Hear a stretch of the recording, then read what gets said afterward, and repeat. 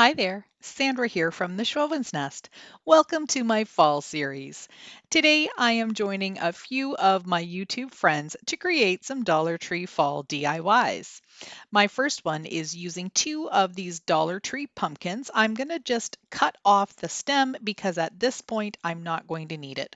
Just using my utility knife, I'm going to score it a few times, snap it off, and then just simply clean it up.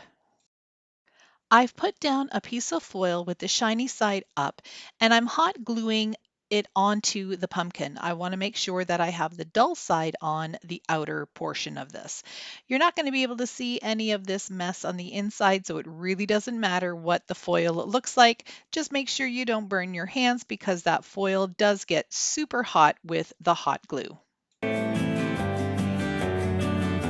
Once they're both covered in foil, I'm taking some of these tumbling tower blocks and I'm going to glue a bunch of them around the outside edge of the pumpkin. And I'm also going to glue two on the inside. Then I'm going to take the other pumpkin and making sure that I have it the right side up, I'm going to glue both of them together. I've got this piece of a vinyl placemat that has this wood grain look, and I'm using one of the tumbling tower blocks to measure how wide I need to cut these strips. So I'm going to cut three of them out, and this is really easy to cut. I started out using my box cutter, but I realized it was so much faster to just use my scissors. This vinyl placemat was really nice and soft and flexible, so it was super easy to cut. I'm going to be using those strips to cover up the gap in between the two pumpkins, but I'm going to do that a little bit later. I'm going to galvanize both sides of these pumpkins. I'm starting off by pouncing on some of this dark gray paint. I want to have some of that bright foil shining through. When I'm done with this all over the place, I'm going to grab some black, give it a little bit more dimension in a few spots. Then I'll also grab some white, lighten it up in a few spots. And lastly, I'm going to take some of this honey brown paint, which is my favorite paint to use for pumpkins and fall. It's a beautiful orange color, but it's not really super bright. It just reminds me more of a muted kind of dark colored pumpkin. Anyhow, I'm going to just bring that around the edges and a little bit in the center to mimic a little bit of rust. Using the same piece of vinyl, I flipped it over to the back so I can trace out some of these letter stencils. This is a peddler font. I really like this. It's a good farmhouse font. And I'm using just a white marker. I'm going to then cut out all of these letters to spell the word harvest. This vinyl, because it's so easy to cut, I was able to just use my large scissors to start, and then I switched over to the Dollar Tree little tiny fine scissors, and that really helped me get into all of the little nooks and crannies. As you can see me doing here, I just used hot glue to glue them in a nice little rounded shape right in the middle of the pumpkin. I want this pumpkin to stand up on its own, so I'm using two of these really large tumbling tower blocks or Jenga blocks. They were actually from a set that I got at the thrift store, so I'm just using hot glue to put them together. Then I've placed two more of the small tumbling tower blocks from the Dollar Tree inside to make sure that it stands up properly, and I'm going to add a whole bunch of hot glue on there to make sure that they stay in place. Now it's time to glue on the vinyl strips to the side. I'm going to use some hot glue, and it was a little tricky. I had to use quite a bit of hot glue to get it to stick because I cut the strips a little bit too narrow. Next time I do something like this, or if you want to try a project, make sure you cut them just a little bit wider so you have somewhere to place the hot glue. Now I'm going to glue the two tumbling tower blocks to the larger blocks and just hold it there until the glue has time to set. I had another little piece of the vinyl left over and I thought it would make a perfect pumpkin stem. So I'm just going to hold it in place while the glue dries. It's a pretty stiff material, so I just had to hold it for a few seconds until the glue was completely dry, and then I hot glued it to the top of the pumpkin. I wanted the stand to blend in really nicely with the rest of my project, so I'm just taking some of the walnut wood stain that I have and I'm brushing it on, and then I'm just going to wipe off any excess. Here comes the fun part. I'm taking some of this pipberry and I'm going to wrap it around my finger to make a little squirrely corkscrew for the vines of this pumpkin. Then I'm going to add some leaves and some more twine, and I'm just going to go to town adding different things until I like the way it looks. For the final touch, I added a couple of my Sola wood flowers. I absolutely love those flowers. Now that it was complete, I kind of looked at it and I thought it needed a little bit of something underneath the harvest. There was just too much blank space there. So I took some of this stiff burlap ribbon, I cut out a pumpkin shape, and I'm gluing that on the bottom. Then I took another little scrap piece of vinyl, cut out another pumpkin shape, and I'm gluing that on top of the burlap. I then cut out a teeny tiny little stem for the pumpkin out of the vinyl and glued that on.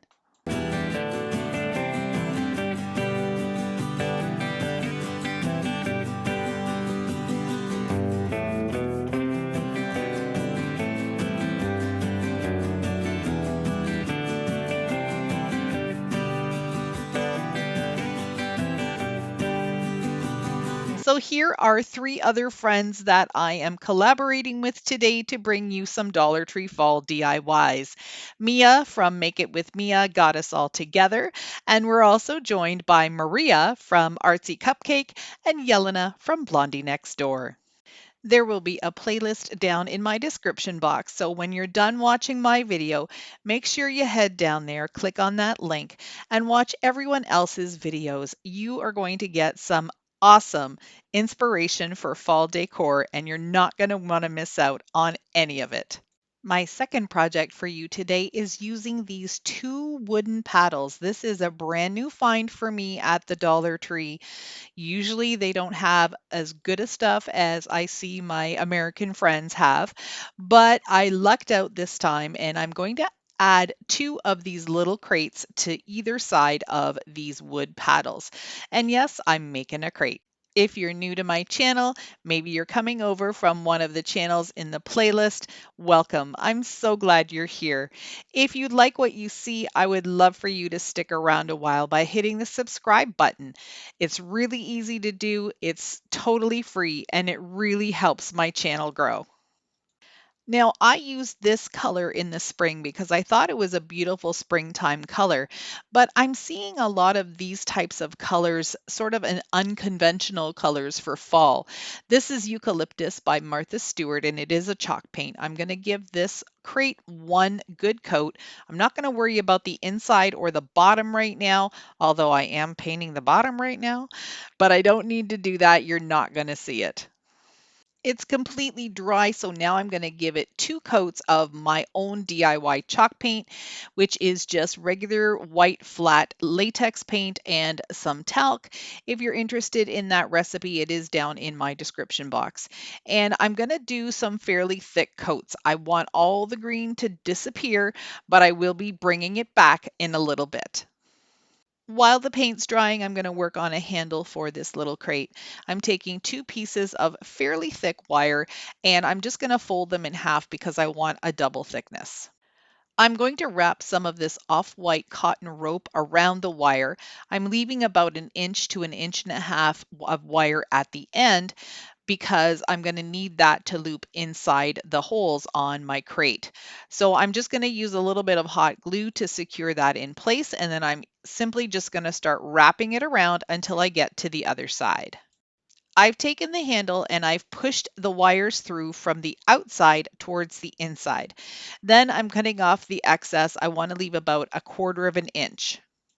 Using my large needle nose pliers, I'm going to open them wide and very gently just press together and squeeze so that little piece of wire just butts up right against the wood.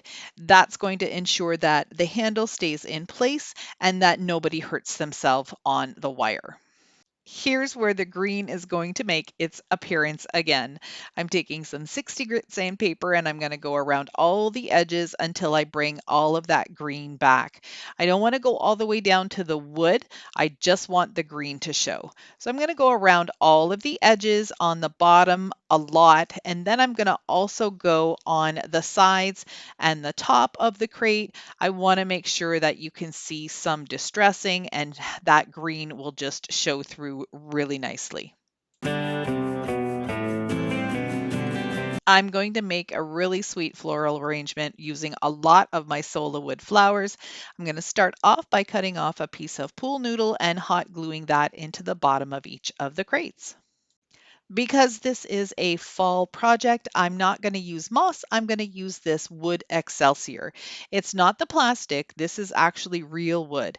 And I do keep it inside the bag because I always have to cut some of it off. It's really long pieces. And I'm going to just stuff that in between the pool noodles and just cover those up as best I can.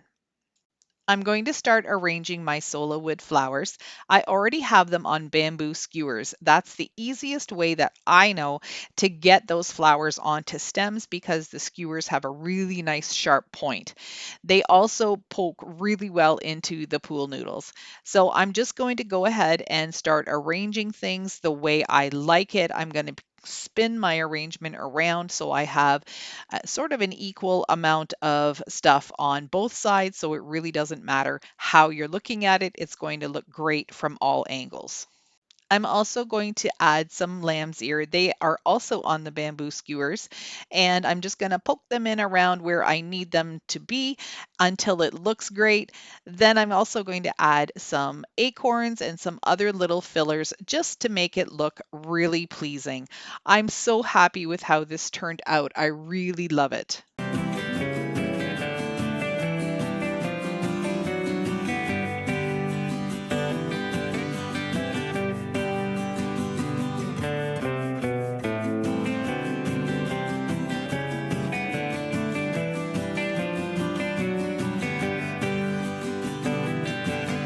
Project number 3 is using a piece of drop cloth fabric and this buffalo check gingham ribbon.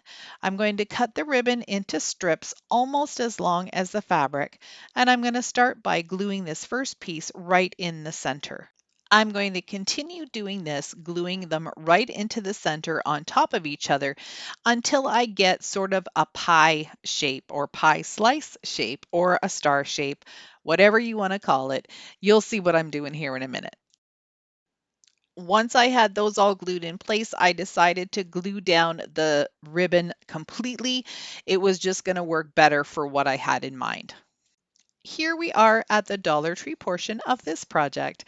I've got one of their orange styrofoam pumpkins, and I'm going to simply take this drop cloth fabric and wrap my pumpkin in it, gluing each section down as I go. I also tried really hard to make all of the folds look the same, so there was really only one fold in each of the sections, and I think it turned out pretty good. To tidy up the bottom of the pumpkin, I cut out another piece of drop cloth fabric and glued it on top.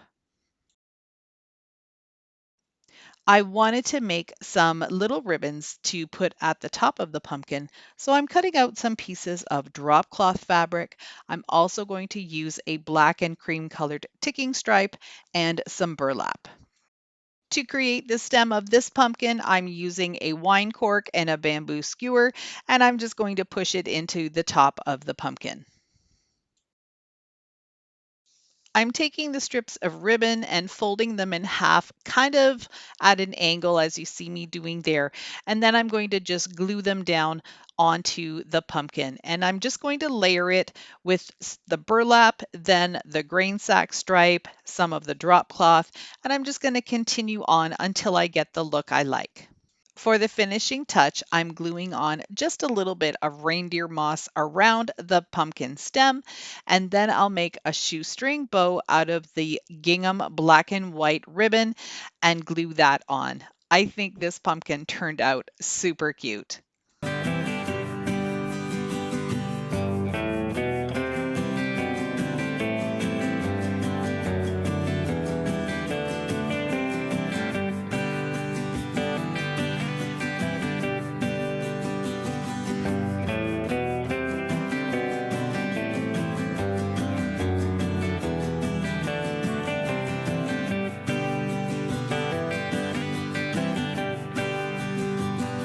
I really hope you enjoyed my fall DIYs today.